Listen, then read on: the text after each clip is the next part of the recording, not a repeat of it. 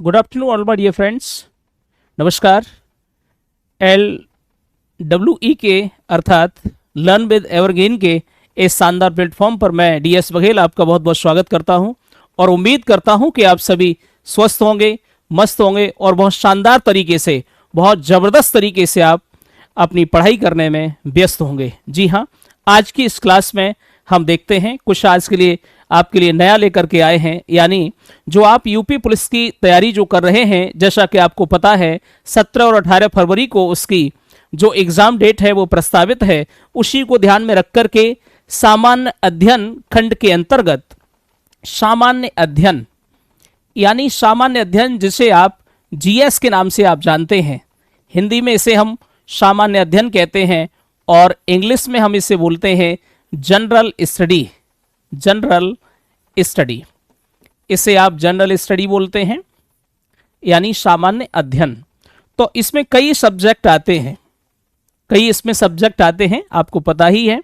जैसे एक सब्जेक्ट है, थोड़ा सा कलर चेंज कर लें, एक सब्जेक्ट है आपको पता है कि हिस्ट्री, इसमें हिस्ट्री भी हम पढ़ते हैं, वो भी GS के ही अंतर्गत है। और उसके अलावा इसी में हम पॉलिटी को अध्ययन करते हैं, पॉलिटी भी हम पढ़ते हैं, और इसी में ज्योग्राफी भी हम पढ़ते हैं। उसके बाद यानी इकोनॉमी भी हम इसी में पढ़ते हैं और साथ ही साथ साइंस भी इसी में पढ़ते हैं। और एक आध सब्जेक्ट और होता है, GS के अंतर्गत ये चीज़ें आती हैं, यानी इतिहास, हिस्ट्री यानी इतिहास, पॉलिटी यानी राज्य व्यवस्था, ज्योग्राफी यानी भूगोल, और इकोनॉमी यानी अर्थव्यवस्था, और साइंस यानी विज्ञान, फिजिक्स, केमिस्ट्री, बायोलॉजी इसी के अंतर्गत आती है। लेकिन आज हम यूपी पुलिस को ध्यान में रख करके आपके लिए GS का एक खंड यानी एक विषय स्टार्ट करने जा रहे हैं, जो है आपका ज्योग्राफी यानी भूगोल, जिसे आप भूगोल के नाम से जानते हैं, यानी जिसे हम ज्योग्राफी कहते हैं। तो देखिए, बड़े आराम से, बड़े सरल तरीके से, सहज तरीके से धीरे धीरे इस विषय का हम अध्ययन करना प्रारंभ करेंगे और देखते हैं। अगर किसी भी प्रकार की आपको कोई दिक्कत हो, कोई चीज़ न समझ में आए या कुछ भी है, तो आप कमेंट कर सकते हैं। वो चीज़ आपको जरूर, कहने का तात्पर्य है कि आपकी बातों को सुना जाएगा, क्योंकि आपको समझाने, आपको पढ़ाने, आपको सिखाने और आपकी परीक्षा को पास करवाने के लिए ही हम ये चीज़ें आपके समक्ष लेकर के आए हैं। तो देखिए, शुरुआत करते हैं बिल्कुल बेसिक से। तो देखिए, ज्योग्राफी। तो ज्योग्राफी के बारे में अगर हम बात करें तो देखिए, जियोग्राफी। तो ज्योग्राफी है, इसको हम हिंदी में बोलते हैं भूगोल। क्या बोलते हैं हम इसे हिंदी में? भूगोल कहते हैं, भूगोल।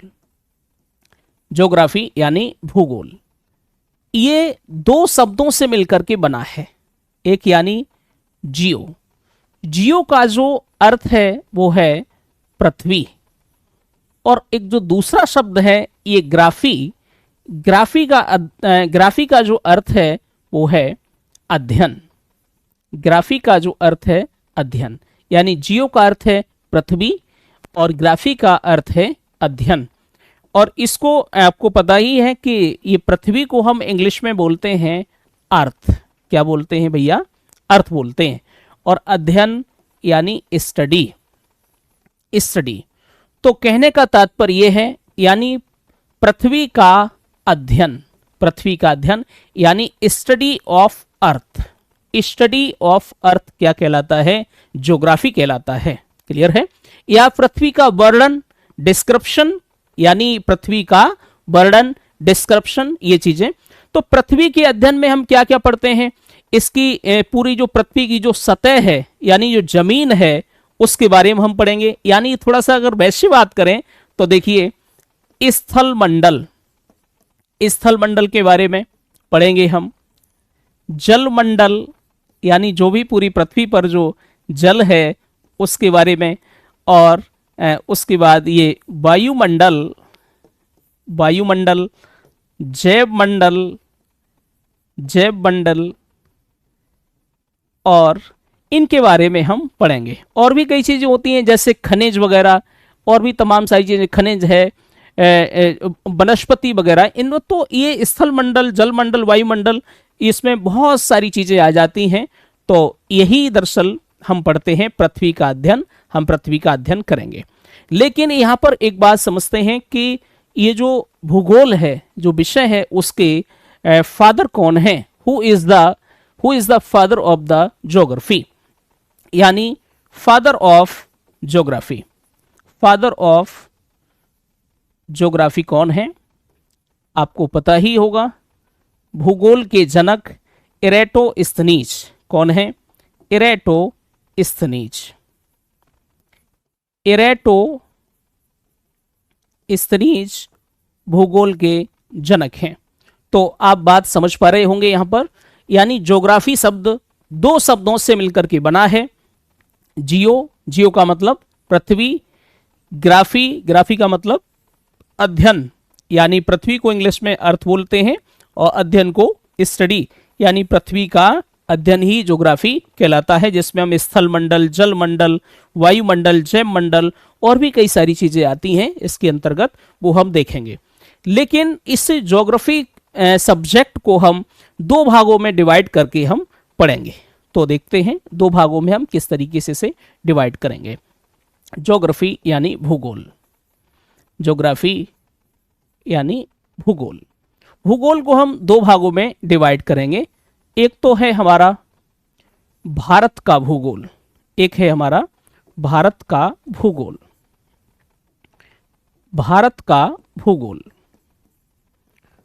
भारत का भूगोल, और जो दूसरा है हमारा विश्व का भूगोल। क्या बोलेंगे इसे, विश्व का भूगोल, यानी भारत का भूगोल और विश्व का भूगोल। तो इसे हम अगर हम इंग्लिश में देखें तो इंडियन ज्योग्राफी, क्या बोलेंगे इसे, इंडियन ज्योग्राफी बोलेंगे। इंग्लिश में हम इसे इंडियन ज्योग्राफी बोलेंगे, इससे बोलेंगे वर्ल्ड ज्योग्राफी, वर्ल्ड ज्योग्राफी हम इसे बोलेंगे, इंडियन ज्योग्राफी और वर्ल्ड ज्योग्राफी।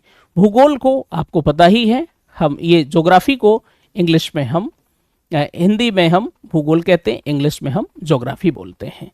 तो इतना ये समझ में आया होगा। इसमें हम क्या पढ़ेंगे, भारत का एक परिचय, भारत के भौतिक विभाजन, नदियों के बारे में पढ़ेंगे, और भारत की जलवायु के बारे में पढ़ेंगे, खनिज पढ़ेंगे, भारत के यानी मतलब दर्रे, महत्वपूर्ण दर्रे पढ़ेंगे इस तरीके से। और वर्ल्ड ज्योग्राफी में बहुत सारी चीज़ें, यानी भूकंप है, ज्वालामुखी है, और एशिया के बारे में पढ़ेंगे, जो महाद्वीप हैं उनके बारे में पढ़ेंगे, अफ्रीका महाद्वीप, उत्तर अमेरिका महाद्वीप, दक्षिण अमेरिका, यानी सभी हमारे 7 कॉन्टिनेंट हैं उसके बारे में पढ़ेंगे, और उसके बारे में कुछ जलवायु के बारे में भी देखेंगे। और यहाँ पर खनिज वगैरह, खनिज, सौर मंडल, यानी बहुत सारी ऐसी चीज़ें हैं जो हम वर्ल्ड ज्योग्राफी में पढ़ेंगे।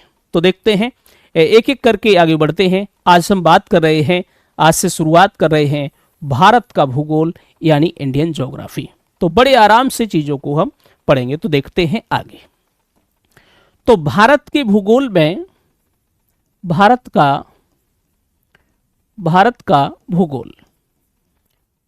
का भूगोल यानी इंडियन ज्योग्राफी, इंडियन ज्योग्राफी। तो इंडियन ज्योग्राफी में, इंडियन ज्योग्राफी सबसे पहले देखते हैं इसमें कि ये जो भारत है, इसका पहला चैप्टर है इंडियन ज्योग्राफी में। हम एक पहला चैप्टर स्टार्ट कर रहे हैं, भारत का परिचय। भारत का सामान्य परिचय, भारत का सामान्य परिचय, भारत का सामान्य परिचय, यानी general introduction of India, general introduction of India. तो सबसे पहले हम समझते हैं ये जो हमारा देश है इसका नाम भारत क्यों है, इसका नाम भारत क्यों है, पहले हम ये समझ लेते हैं। तो देखिए इसकी कई नाम हैं। एक तो नाम है इसका भारत, उसके बाद में इसका नाम है एक जम्बू द्वीप, जम्बूद्वीप इसका नाम है। और उसके बाद में इसे हम हिंदुस्तान के नाम से भी जानते हैं, हिंदुस्तान के नाम से भी इसे हम जानते हैं, हिंदुस्तान के नाम से भी जानते हैं। और उसके बाद में इसे हम इंडिया भी कहते हैं, इंडिया, इंडिया। और एक और नाम आपने सुना होगा, आपने आर्यावर्त, आर्यावर्त, ये भी आपने नाम सुना होगा। यानी भारत है, जम्बूद्वीप है, हिंदुस्तान है, इंडिया है, आर्यावर्त है। तो देखते हैं आखिरकार इनके ये नाम क्यों पड़े। देखिए, भारत के बारे में सबसे पहले हम बात करें कि हमारे देश का नाम भारत क्यों है। तो सबसे पहले आपने, हो सकता है आपने सुना हो, वायु पुराण में, वायु पुराण में जिक्र मिलता है शकुंतला और दुष्यंत का। वायु पुराण में शकुंतला और दुष्यंत के बारे में हमें पता चलता है। तो उनके एक पुत्र थे भरत, और उन्हीं के नाम पर हमारे देश का नाम भारत पड़ा है। जी हाँ, भरत के नाम पर ही हमारा देश का नाम क्या पड़ा है, भारत। जम्बूद्वीप इसे बौद्ध काल में कहा गया। कब कहा गया, बौद्ध काल में, बौद्ध काल में इसे क्या कहा गया, जम्बूद्वीप की इसे संज्ञा दी गई। बौद्ध काल में जम्बूद्वीप की इसे संज्ञा दी गई। हिंदुस्तान ईरानियों और पारसियों के द्वारा इसको नाम दिया गया। ईरानियों, ईरानियों और ईरानियों यानी ईरानियों या पारसियों के द्वारा, ईरानियों या पारसियों के द्वारा इसे क्या कहा गया, पारसियों के द्वारा इसे क्या कहा गया, हिंदुस्तान इसे नाम दिया गया। साथ ही बात करते हैं ये आर्यावर्त के बारे में। अगर बात करें आर्यावर्त, तो आर्यावर्त उत्तर भारत में, उत्तर भारत में आर्य निवास करते थे, इसलिए आर्यों के निवास स्थान होने के कारण हम इसे आर्यावर्त के नाम से भी जानते हैं। और इंडिया, जो कि भारत के पर्याय के रूप में इसका प्रयोग किया जाता है, ये यूनानी शब्द इंडोई से निकला है। यूनानी शब्द इंडोई से निकला है, यूनानी शब्द इंडोई से निकला है। यानी कहने का तात्पर्य है, जो रोमवासी थे तो उन्होंने जब सिंधु नदी को देखा तो इसको कहा, रोमवासियों ने सिंधु नदी को क्या कहा, इसे इंडस कहा। और उसके जो पूर्व में जो क्षेत्र है उसे इंडिया कहा। किन्होंने, रोमवासियों ने। समझ पा रहे हैं। तो इंडिया जो भारत के पर्याय के रूप में प्रयोग किया जाता है। तो प्रश्न कैसे पूछा जाता है, प्रश्न ये पूछा जाएगा, निम्नलिखित में से कौन सा भारत का नाम नहीं है। तो आप समझ पा रहे हैं, हमारे देश का नाम भारत है, जम्बूद्वीप है, हिंदुस्तान है, इंडिया है, आर्यावर्त है। क्लियर है, समझ पा रहे हैं। तो देखते हैं अब आगे। लेकिन यहां पर एक प्रश्न और है, ये जो नाम है वो नाम तो है, इनको, इन नामों से भारत को जाना जाता रहा है, ये पहले के नाम है। लेकिन अगर बात करें हम भारतीय संविधान के अनुसार भारत के कितने नाम हैं, तो संविधान को अगर ध्यान में रखते हुए अगर हम बातचीत करें तो संविधान का, भारतीय संविधान का आर्टिकल 1 यानी अनुच्छेद 1 कहता है, अनुच्छेद 1 यानी आर्टिकल 1 कहता है, क्या कहता है, इसके दो नाम बताता है। आर्टिकल 1 के अनुसार इसके दो नाम हैं, एक यानी भारत है और उसके बाद में इसका नाम है India.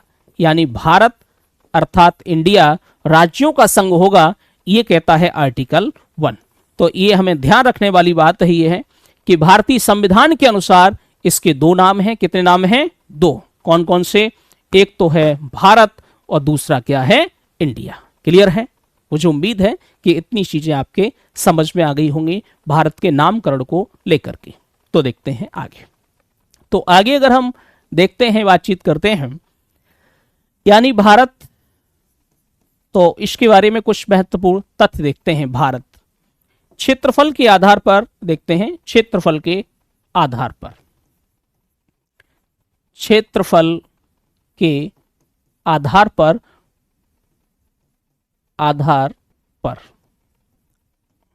On the basis of area, on the basis of area, तो भारत की क्या स्थिति है? भारत का जो क्षेत्रफल है वो है 32,87,000 263 वर्ग किलोमीटर। वर्ग किलोमीटर। भारत का क्षेत्रफल कितना है? 32,87,263 वर्ग किलोमीटर है। जी हाँ, 32,87,263 वर्ग किलोमीटर है। इसे इस तरीके से भी कुछ लिख सकते हैं, ये जो एग्जाम में पूछा जाता है ऐसे भी ऑप्शन में आता है कि 32.8 लाख वर्ग किलोमीटर। वर्ग किलोमीटर इस तरीके से भी लिखा होता है, 32.8 लाख वर्ग किलोमीटर।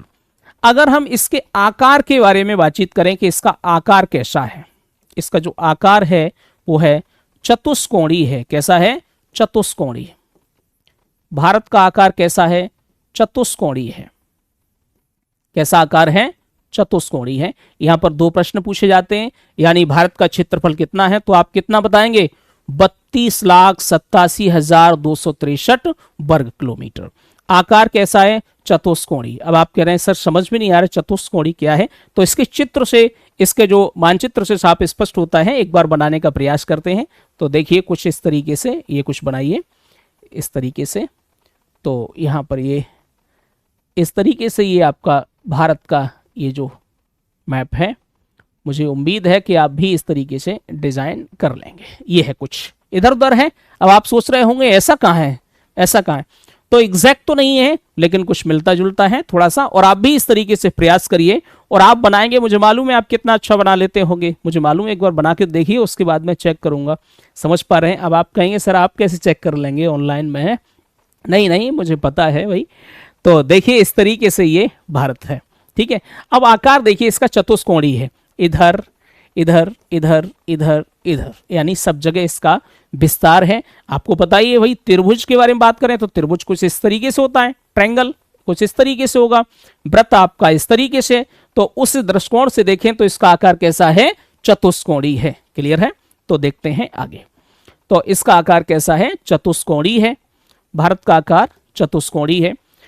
अब जो ये क्षेत्रफल है 32.8 लाख वर्ग किलोमीटर, ये विश्व का कितने प्रतिशत है? कितने प्रतिशत है?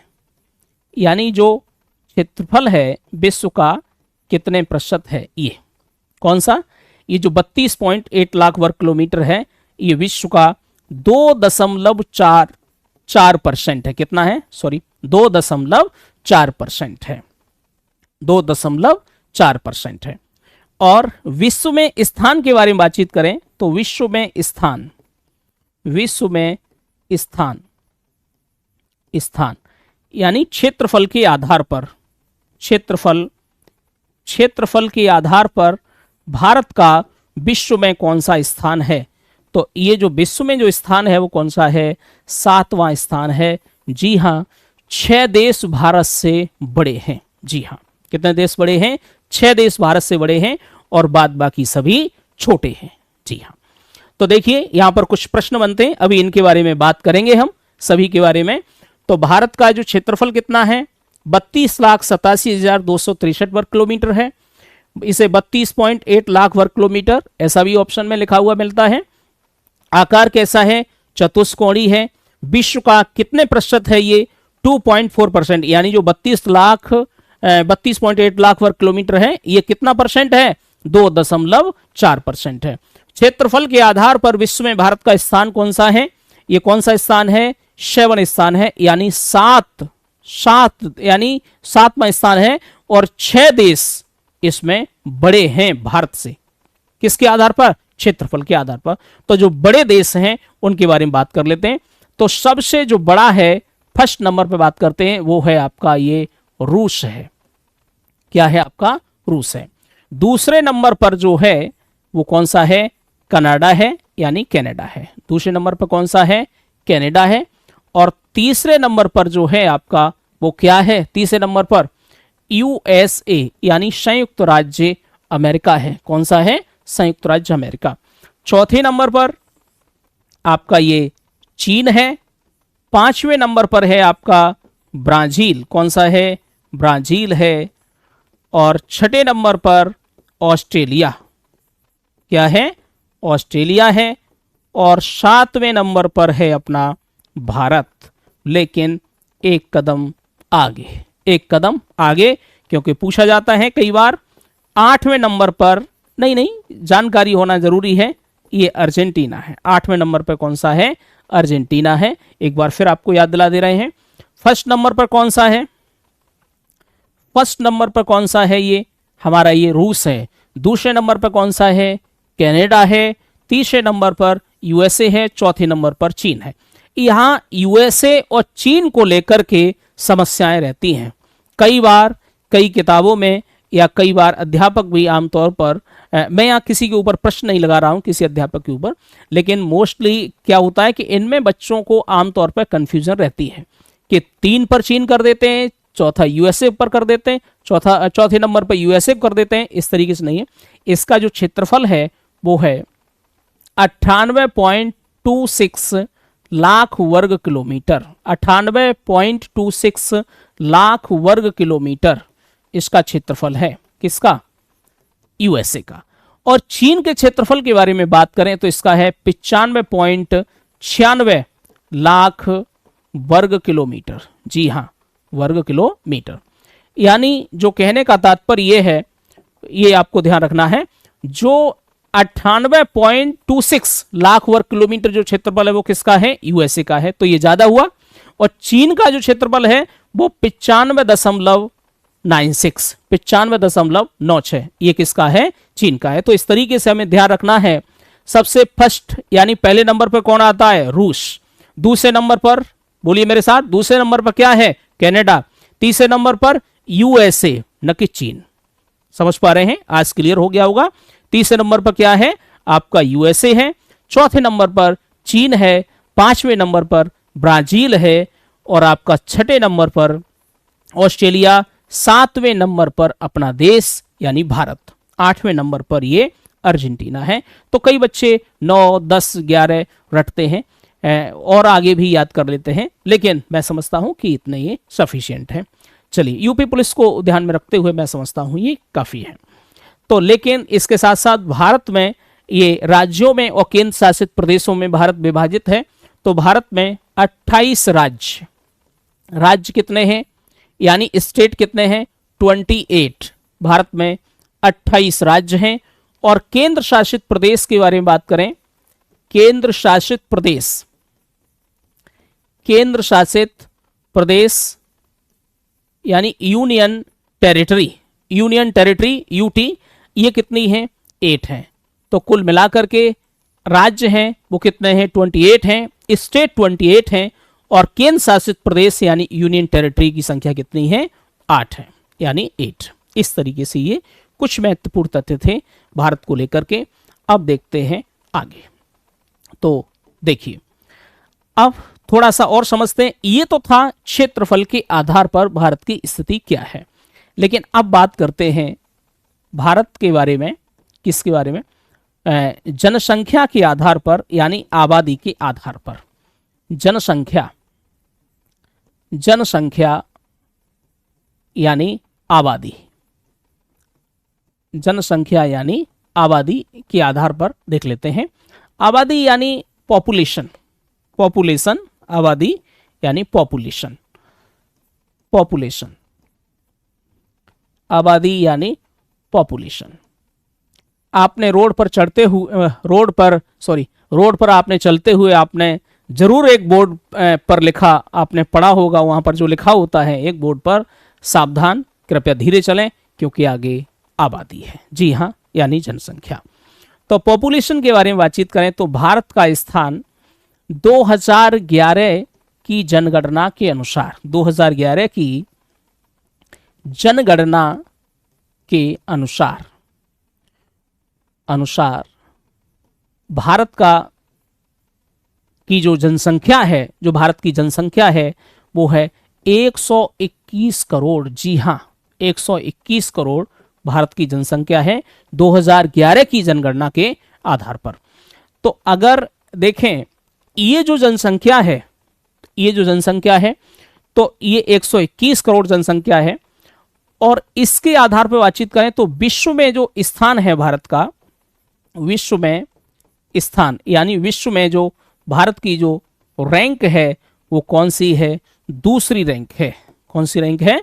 दूसरी रैंक है। ठीक है। फर्स्ट नंबर पर कौन है? चाइना। पहले नंबर पर जनसंख्या के मामले में चाइना है और दूसरे नंबर पर कौन है? हमारा इंडिया यानी भारत है। अब आप कहेंगे सर हाल फिलहाल में हमने पढ़ा था कि चीन को भी पीछे छोड़ दिया है। जी हाँ, बात सही है, ऐसी खबर है। और खबर क्या है? ये बात सच है कि चीन को भी हमने पीछे छोड़ दिया है और जनसंख्या के मामले में तो आप जानते ही हैं नंबर 1 है हम।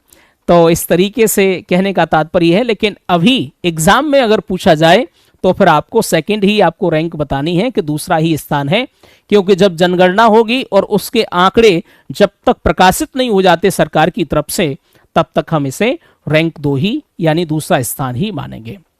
तो ये कुछ पॉपुलेशन के बारे में रहे। तो पॉपुलेशन को लेकर के ये कुछ तथ्य थे। लेकिन विश्व की कितनी जनसंख्या भारत में निवास करती है? विश्व की जनसंख्या, विश्व की कितने प्रतिशत जनसंख्या भारत में निवास करती है? जी हाँ, यानी जो जनसंख्या निवास करती है विश्व की, वो 17.5%। कितनी निवास करती है? 17.5% जनसंख्या भारत में निवास करती है। जी हाँ, 17.5% जनसंख्या भारत में निवास करती है। तो देखिए, भारत जनसंख्या यानी आबादी यानी पॉपुलेशन के आधार पर 2011 की जनगणना के अनुसार 121 करोड़ भारत की जनसंख्या है, जो विश्व में जिसके आधार पर हमारा कौन सा स्थान है? सेकंड स्थान है। और परसेंटेज के बारे में बात करें, अगर प्रतिशत के बारे में बात करें, तो ये जो है वो कितना है? प्रतिशत के बारे में देखें हम तो 17.5% है। कितनी है? 17.5% है। और इसके आधार पर सेकंड ये हमारी रैंक है। चलिए अब देखते हैं थोड़ा सा आगे, थोड़ा सा देखते हैं, समझते हैं। तो ये जो स्थिति है भारत की, जो पृथ्वी पर जो स्थिति है वो कहां पर है, पहले उसे समझ लेते हैं। जो पृथ्वी पर जो भारत की स्थिति है वो हम थोड़ा सा समझते हैं। तो देखिए, कहने का तात्पर्य ये है, थोड़ा सा समझते हैं। देखिए, पहले हम एक ग्लोब बनाते हैं, ग्लोब। तो भाई देखिए, इस तरीके से ये कुछ अच्छा नहीं बना, इसे कट करते हैं। ये सही है कुल मिलाकर के, मोटे तौर पर ये है, कुछ थोड़ा सा नहीं हटाते हैं। लाइए एक अच्छा सा बनाएं, लाइए एक मिनट अब बनाते हैं। तो थोड़ा सा बढ़िया करके बनाने का हम प्रयास करते हैं। ये है, अब चलो जैसा भी है, ये है ग्लोब, एक गोला है यानी ग्लोब है। ग्लोब क्या है? हमारी जो पृथ्वी है उसका लघु रूप है, यानी उसका एक प्रतिरूप है, यानी उसका एक प्रतिबिंब है। हमारी पृथ्वी का छोटे रूप में एक प्रतिबिंब है, ग्लोब है। तो भारत की स्थिति क्या है, यानी पृथ्वी पर क्या क्या है पहले समझते हैं। तो पृथ्वी पर 2 चीजें हैं। अब आप कहें क्या 2 चीजें हैं? अरे हैं तो बहुत सारी चीजें। अब आप कहें 2 चीजें आप बता रहे हैं। पृथ्वी पर 2 चीजें हैं। एक क्या है? एक तो है इस पर जल, और एक क्या है? जमीन। जमीन। तो जमीन को अगर हम बोलें तो हम कह सकते हैं इस पर क्या है? भूमि है। जल, जल तो जल ही है, भूमि है। और इसे हम इंग्लिश में बोलते हैं लैंड। क्या बोलेंगे हम इसे? लैंड बोल सकते हैं, लैंड है। तो पूरी पृथ्वी पर क्या क्या है? जल है, समझ पा रहे हैं? जल है यानी वाटर है, और क्या है?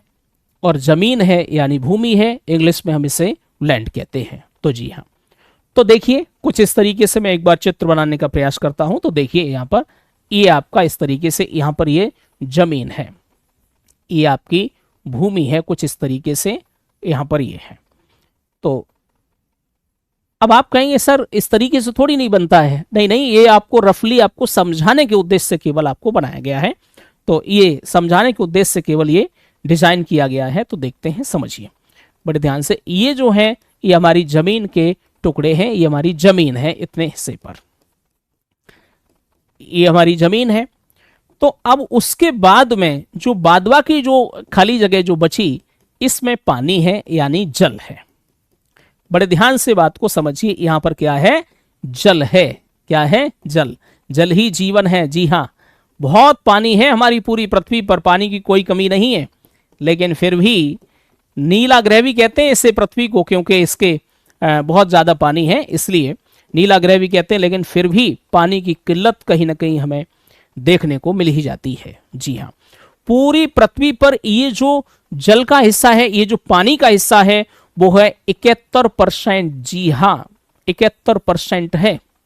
यानी पूरी पृथ्वी भाई अपने आप में 100%, और इस 100% में से 71% भाग पर क्या है, जल है। जी हाँ, उसके बाद में ये जो बाद बाकी जो जमीन के बारे में बात करें, ये जो जमीन है ये 29% भूमि पर, ये लगभग 29% भाग पर क्या है, जमीन है, यानी स्थल है, यानी भूमि है, लैंड है। जी हाँ, तो ये जो क्षेत्र है, ये वाला जो जमीन के ये जो टुकड़े जो आपको दिखाई दे रहे हैं, ये कितने हैं, 7 हैं। कितने हैं, 7। एक बार गिन लेते हैं, 1 2 3 4 5 6 7।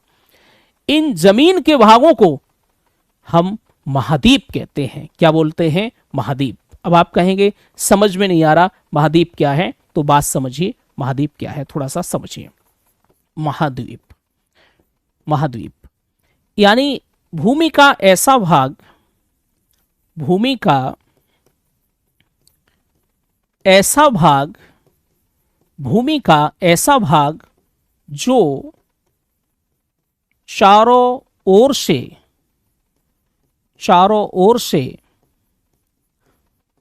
पानी से घिरा हो।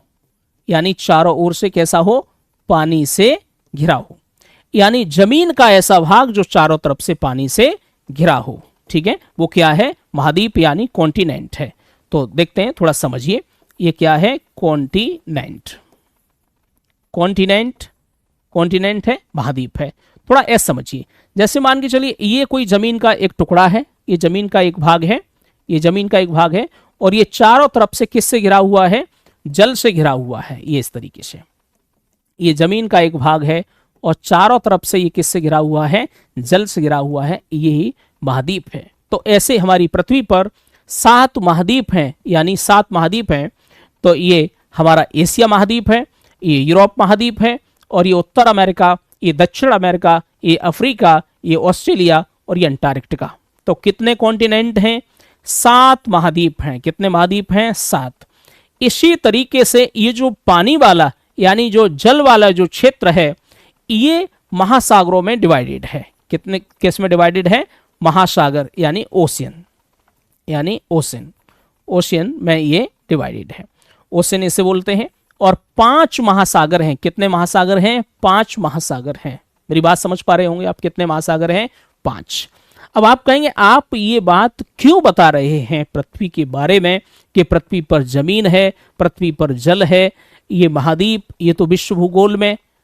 जी हाँ, हम आपको ये विश्व भूगोल में आपको डिटेल से कराएंगे, लेकिन इसमें जो सबसे बड़ा जो महाद्वीप है, यहाँ पर ये जो महाद्वीप है, एशिया महाद्वीप, और इसी महाद्वीप के दक्षिण में हमारा देश है, क्या, भारत। जी हाँ, इसी एशिया महाद्वीप में, यानी इसी एशिया महाद्वीप में हमारा देश है, क्या है, भारत। इसी एशिया महाद्वीप के दक्षिण मध्य में, दक्षिण में हम क्या है, हमारा देश है, भारत। तो जी हाँ, उसी के बारे में हम पढ़ रहे थे, तो ये थोड़ा सा बताना वहां पर आवश्यक हो जाता है। तो एशिया महाद्वीप में, लेकिन अब हम समझते हैं कि एशिया महाद्वीप में यानी जो पूरी हमारी पृथ्वी है, वहां पर और किस तरीके से अक्षांश देशांतर के आधार पर उसकी स्थिति कहां पर है, इन चीजों को हम देखते हैं। तो देखिए, सबसे पहले हम एक बार पृथ्वी एक बार फिर बनाते हैं। तो देखिए, एक और पृथ्वी बनाते हैं। पृथ्वी तो एक ही है, लेकिन एक बार हम चित्र बनाते हैं दोबारा से। तो देखिए, कुछ आप भी प्रयास करते रहिए। अब की बार तो ठीक बना है। ठीक कहाँ है सर जी की, इधर उधर से ऐसा लगता है जैसे पिचक गया हो, है इधर उधर से। खैर कोई बात नहीं है, वैसे चलिए कोई बात नहीं है, खैर ठीक है। तो देखिए, इस तरीके से ये हमारा है, ये हमारी पृथ्वी है, ये हमारी अर्थ है। तो इसके बीचों बीच में से एक रेखा होकर के गुजरती है, एक रेखा। और आप कहें सर रेखा, नहीं, रेखा किसी लड़की का नाम नहीं है, यहां पर एक लाइन होकर के गुजरती है इसके बीचों बीच से, जिसे हम कहते हैं भूमध्य रेखा। क्या बोलेंगे, भूमध्य रेखा, भूमध्य रेखा। यानी एक ऐसी लाइन जो पृथ्वी के बीचों बीच से होकर के गुजरती है, यानी पृथ्वी को दो बराबर भागों में बांट देती है। देखिए ये पृथ्वी को दो बराबर भागों में बांट रही है। भूमिस पृथ्वी, मध्य का मतलब बीच में से, यानी जो रेखा पृथ्वी के बीचों बीच से गुजरती है उसे हम क्या बोलते हैं? भूमध्य रेखा। इससे हम एक दूसरे नाम से भी जानते हैं, क्या है? विषुवत रेखा। क्या बोलते हैं? विषुवत रेखा। विषुवत रेखा। इसे इंग्लिश में इक्वेटर कहते हैं। क्या बोलते हैं? इक्वेटर। जी हाँ। तो देखिए, भूमध्य रेखा बोल दें, विषुवत रेखा बोल दें, इक्वेटर रेखा बोल दें, और इसे 0 डिग्री रेखा भी कहते हैं। जी हाँ, 0 डिग्री रेखा भी इसे हम कहते हैं। क्यों कहते हैं? कि जो ये वाली जो लाइन है, ये जो रेखा है, 0 अंश, 0 डिग्री ये माना गया है। समझ पा रहे हैं? 0 डिग्री। तो अब उसके बाद में इसलिए इसे 0 डिग्री रेखा भी हम इसे कह रहे हैं। तो इस तरीके से ये रेखा पृथ्वी को दो बराबर भागों में बांट देती है। जो ऊपर का जो हिस्सा है उसे हम बोलते हैं उत्तरी गोलार्ध। क्या बोलेंगे? उत्तरी गोलार्ध बोलते हैं। ऊपर के हिस्से को हम क्या बोलेंगे? उत्तरी गोलार्ध। क्या बोलेंगे? उत्तरी गोलार्ध। इसे हम उत्तरी गोलार्ध बोलेंगे। उत्तरी गोलार्ध। चलिए, इसे उत्तरी गोलार्ध। इंग्लिश में हम बोलेंगे north hemisphere. North hemisphere. Hemisphere इसे हम बोलते हैं, नॉर्थ हेमिस्फीयर इसे हम बोलते हैं इंग्लिश में। और ये बोलेंगे हम दक्षिणी गोलार्ध। क्या बोलेंगे इसे? दक्षिणी गोलार्ध। और इसे हम इंग्लिश में बोलेंगे साउथ हेमिस्फीयर। साउथ हेमिस्फीयर, इसे हम साउथ हेमिस्फीयर बोलते हैं। उत्तरी गोलार्ध और दक्षिणी गोलार्ध। क्लियर है?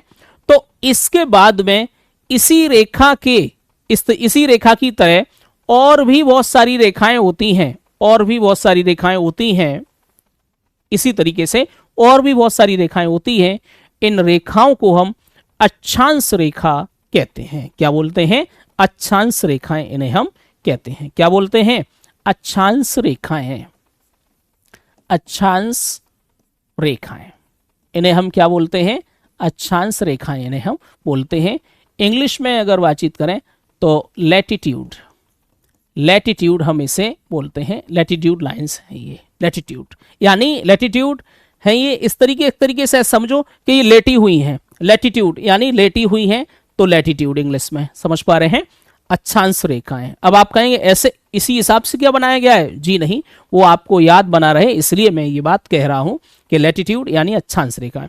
यानी प्रश्न पूछा जाता है कि अक्षांश रेखाओं के आधार पर भारत की स्थिति किस गोलार्ध में, यानी भारत कहां पर है। चलिए, तो एक मैं प्रश्न आपसे ही पूछ रहा हूं कि अक्षांश रेखा के आधार पर, यानी अक्षांश के आधार पर भारत की स्थिति कहां पर है? बताइए। अक्षांश के आधार पर भारत यहां पर स्थित है। देखिए, बड़े हिसाब से समझिए। भारत यहां पर स्थित है, ये कुछ इस तरीके से, यहां पर ये है, ये कुछ भारत है, इस तरीके से ये भारत है। ठीक है? अक्षांश रेखा के आधार पर भारत कहां पर है? कहां पर है बताइए? यानी अक्षांश के आधार पर भारत किस गोलार्ध में स्थित है? उत्तरी गोलार्ध में स्थित है। क्लियर है? ये रेखा पृथ्वी को दो बराबर भागों बांट रही है, अक्षांश रेखा, और इसे विषुवत रेखा बोलते हैं। और यही रेखा इसके उत्तर में भारत स्थित है, यानी उत्तरी गोलार्ध में स्थित है। क्लियर है? और ये जो रेखा है एक महत्वपूर्ण रेखा, इसे बोलते हैं हम कर्क रेखा। क्या बोलेंगे इसे हम? कर्क रेखा। इसे tropic of cancer, tropic of cancer हम इसे इंग्लिश में बोलते हैं कर्क रेखा। इसका जो मान है वह 23.1/2 उत्तर अक्षांश, 23.1/2 उत्तर अक्षांश, यानी नॉर्थ लैटिट्यूड। क्लियर है? North latitude. और ये वाली जो रेखा है वो 23.1/2 दक्षिण अक्षांश, दक्षिण अक्षांश। मेरी बात को आप समझ पा रहे होंगे। नहीं समझ पाए कोई बात नहीं। अक्षांश के आधार पर हम बता रहे हैं भारत किस गोलार्ध में है। तो पृथ्वी के बीचों बीच से एक रेखा गुजरती है जिसे हम भूमध्य रेखा, विषुवत रेखा या इक्वेटर हम जिसे कहते हैं, इसे 0 डिग्री रेखा भी हम कहते हैं। और ये रेखा, भूमध्य रेखा, पृथ्वी को 2 बराबर भागों में बांट देती है, उत्तरी गोलार्ध और दक्षिणी गोलार्ध। जी हां, तो भारत उत्तरी गोलार्ध में स्थित है, लेकिन कर्क रेखा भारत के लगभग बीचों बीच से गुजरती है। क्लियर है? तो भारत किस गोलार्ध में है? उत्तरी गोलार्ध में। किस गोलार्ध में है? उत्तरी गोलार्ध में। उत्तरी गोलार्ध में यानी नॉर्दर्न हेमिस्फीयर में है। किस में है? नॉर्दर्न हेमिस्फीयर में है। Northern hemisphere, northern hemisphere, northern hemisphere में है भारत, अक्षांश के आधार पर। अब देखते हैं हम देशांतर के आधार पर, फिर दोनों को एक साथ देखेंगे कि अक्षांश और देशांतर के आधार पर भारत की क्या स्थिति है। तो चलिए देखिए आगे। अब देखते हैं दोबारा से एक बार फिर हम चित्र बना रहे हैं। ये हमारी पृथ्वी है। तो पृथ्वी पर अब देखिए यहां पर एक ध्रुव यानी उत्तर ध्रुव और दक्षिण ध्रुव, यहां पर एक पॉइंट है इस तरीके, उत्तर ध्रुव और दक्षिण ध्रुव है ये हमारा। क्लियर है? यहां इसे बोले उत्तर ध्रुव, उत्तर ध्रुव, और ये है दक्षिण ध्रुव, दक्षिण ध्रुव है। इसे हम बोलेंगे इंग्लिश में नॉर्थ पोल। क्या बोलेंगे? North pole. और ये है आपका साउथ पोल। क्या है? साउथ पोल है। ये ऊपर उत्तर में नॉर्थ पोल और ये साउथ पोल। इनको मिलाने वाली एक रेखा उत्तर ध्रुव से दक्षिण ध्रुव की ओर खींची जाए, इस तरीके से, इस तरीके से एक रेखा खींची जाए। ऐसी और भी बहुत सारी रेखाएं खींची जाती हैं। इन्हीं रेखाओं को हम क्या बोलते हैं? देशांतर रेखा। क्या बोलते हैं?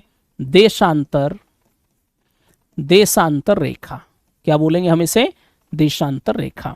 और इंग्लिश में हम इसे बोलेंगे लॉन्गिट्यूड, लॉन्गिट्यूड, लॉन्गिट्यूड।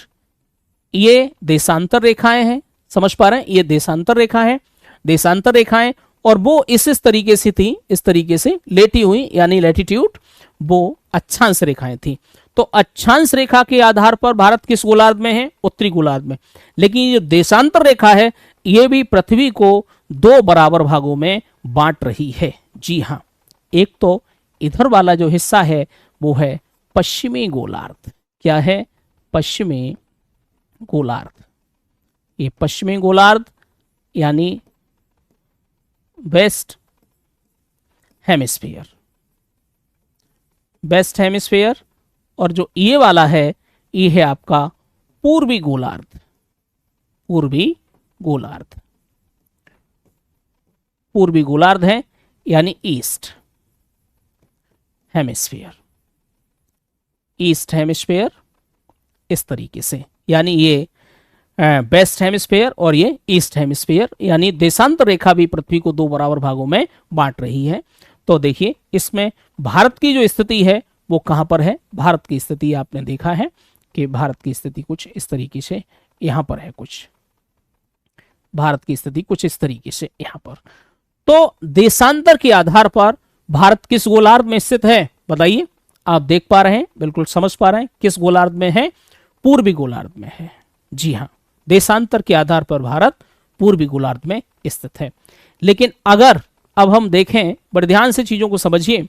देखिए देखिए यहां अक्षांश रेखा के आधार पर भारत किस गोलार्ध में है?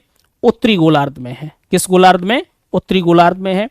और देशांतर के आधार पर, देशांतर के आधार पर भारत किस गोलार्ध में है? देखिए ये देशांतर रेखाएं, इसी तरीके से और भी रेखाएं खींच जाएंगी।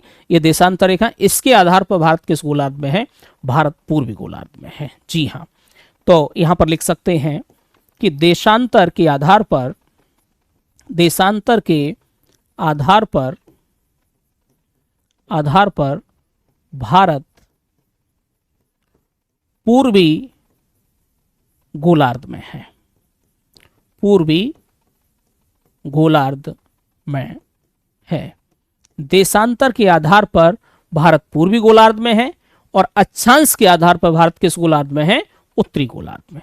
लेकिन अगर आपसे प्रश्न पूछा जाए, और पूछा ही नहीं जाए बल्कि पूछा जाता है, एग्जाम में कई बार प्रश्न आ चुका है कि अक्षांश और देशांतर के आधार पर भारत किस गोलार्ध में है।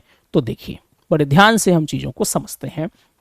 प्रश्न है अक्षांश और देशांतर के आधार पर, अक्षांश और देशांतर के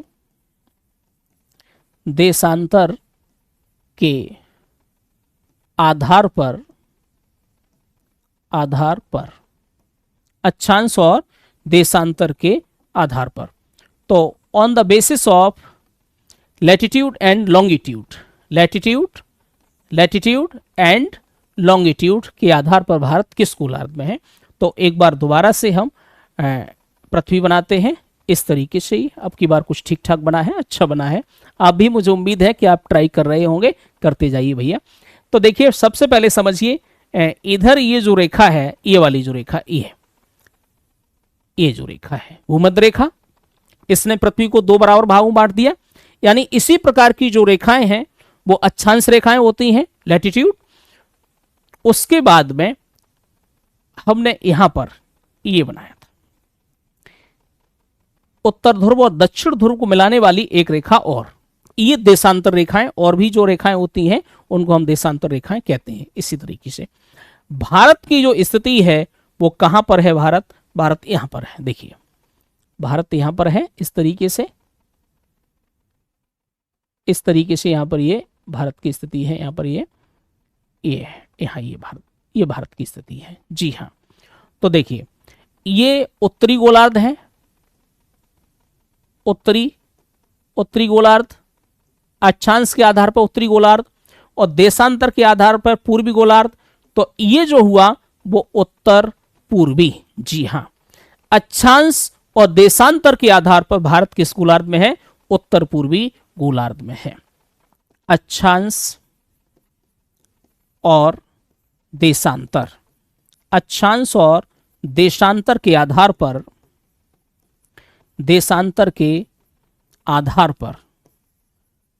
पर, भारत किस गोलार्ध में है, बताइए, उत्तर पूर्वी गोलार्ध में। कौन से गोलार्ध में है, उत्तर पूर्वी गोलार्ध में है, उत्तर पूर्वी गोलार्ध में है, नॉर्थ ईस्ट हेमिस्फीयर में है। क्लियर है? उम्मीद है कि ये बात आप समझ पा रहे होंगे। क्लियर है? लेकिन एक बात बड़े ध्यान से और समझिए, जैसे ये जो रेखाएं हैं, देखिए ये जो व्हाइट कलर की ये जो रेखा है, ये वाली, इसके ये जो रेखा है, देखिए आप, जो ये ग्रीन कलर की रेखा है, इसी तरीके से और भी, चले इसे व्हाइट ही कर लेते हैं। ये देखिए ये व्हाइट कलर की रेखा है, इसके और भी जो रेखाएं ऐसी खींची गई हैं इसी तरीके से। देखिए ये रेखाएं हैं कुछ इस तरीके से, ये रेखाएं हैं, ये सभी अक्षांश रेखाएं हैं। कैसी हैं ये? अक्षांश रेखाएं इनको हम कहते हैं, अक्षांश रेखाएं इनको हम कहते हैं।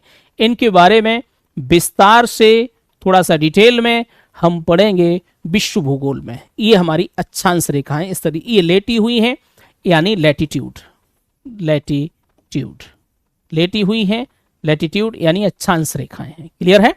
उसके बाद में उत्तर ध्रुव से ये दक्षिण ध्रुव को की मतलब तरफ ये वाली जो रेखाएं हैं इस तरीके से, ये इनको जो मिलाती हैं, ये है हमारी देशांतर रेखाएं। कैसी रेखाएं? ये हमारी देशांतर रेखाएं, ये हमारी देशांतर रेखाएं हैं। जी हाँ, क्लियर है? मुझे उम्मीद है कि आप समझ पा रहे होंगे।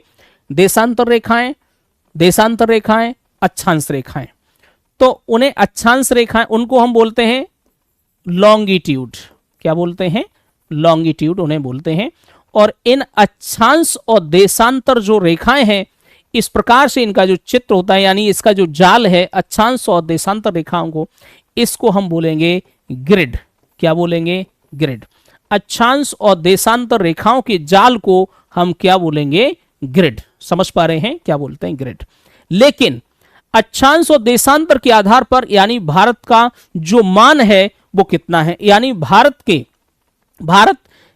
किस क्षेत्र में स्थित है, अक्षांश के आधार पर और देशांतर के आधार पर। तो बड़े ध्यान समझिए, यहां पर जो अक्षांश गुजर रहा है, ये वाला जो अक्षांश गुजर रहा है वो 8 अंश 4 मिनट उत्तर अक्षांश, 8 अंश 4 मिनट उत्तर अक्षांश। क्लियर है? 8 अंश 4 मिनट उत्तर अक्षांश से लेकर के यहां का अक्षांश का मान ये है, और यहां पर जो अक्षांश है, यहां पर जो अक्षांश है, थोड़ा सा कलर चेंज कर लेते हैं। देखिए यहां जो अक्षांश है ये 8 अंश 4 मिनट उत्तर अक्षांश से भारत का विस्तार है 37 अंश 6 मिनट उत्तर अक्षांश के बीच में। यानी अक्षांश के आधार पर, देखिए प्रश्न यहां पर दो है, अक्षांश के आधार पर भारत किस गोलार्ध में स्थित है, तो गोलार्ध के बारे में अगर बातचीत हो तो किस गोलार्ध में, उत्तरी गोलार्ध में है। क्लियर है? समझ पा रहे हैं? लेकिन भारत का अक्षांशी मान क्या है, अक्षांशी मान क्या है, तो आपको बताना है 8 अंश 4 मिनट उत्तर अक्षांश से लेकर के, यानी अक्षांशीय मान, अक्षांशीय मान, भारत का अक्षांशीय मान कितना है, यानी 8 अंश 4 मिनट, 8 अंश 4 मिनट उत्तर अक्षांश से 37 अंश 6 मिनट उत्तर अक्षांश के बीच है। यानी 8 अंश 4 मिनट उत्तर अक्षांश से 37 अंश 6 मिनट उत्तर अक्षांश के बीच है।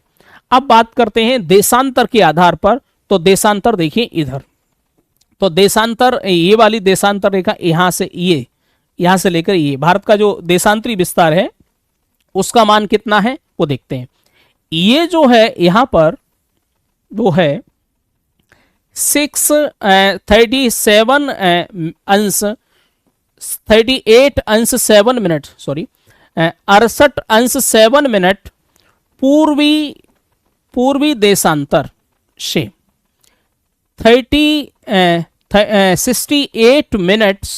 68 डिग्री 7 मिनट पूर्वी देशांतर से कितना है, यह है आपका 97 अंश 25 मिनट पूर्वी देशांतर। जी हाँ, एक बार दोबारा रिपीट कर दे रहे हैं।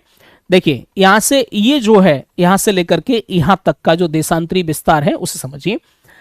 68 अंश 7 मिनट पूर्वी देशांतर से 97 अंश 25 मिनट पूर्वी देशांतर तक है। ये इसका देशांतरी विस्तार है, ये इसका अक्षांशी विस्तार है। अगर आपसे प्रश्न पूछा जाए कि भारत की अक्षांशी और देशांतरी विस्तार कितना है, उसका मान क्या है, तो आपके सामने लिखा हुआ है, इस तरीके से आप बता देंगे। मुझे उम्मीद है कि ये क्लास आपके समझ में आई होगी। अब इससे आगे की जो क्लास है, इससे आगे की जो चीज़ें हैं वो हम आपको अगली क्लास में बताएंगे। मुझे उम्मीद है कि चीज़ें आपके समझ में आ रही होंगी। फिर भी अगर किसी भी प्रकार का जो भी आपको अभी पढ़ाया गया है इस क्लास में, उससे संबंधित कोई डाउट हो तो आप कमेंट सेक्शन में ज़रूर बताएं, और पढ़ते रहें, क्योंकि एग्ज़ाम जल्दी ही है। तो बहुत महत्वपूर्ण चीज़ें ही हम आपको यूपी पुलिस को ध्यान में रख करके बताएंगे। सभी साथियों को नमस्कार।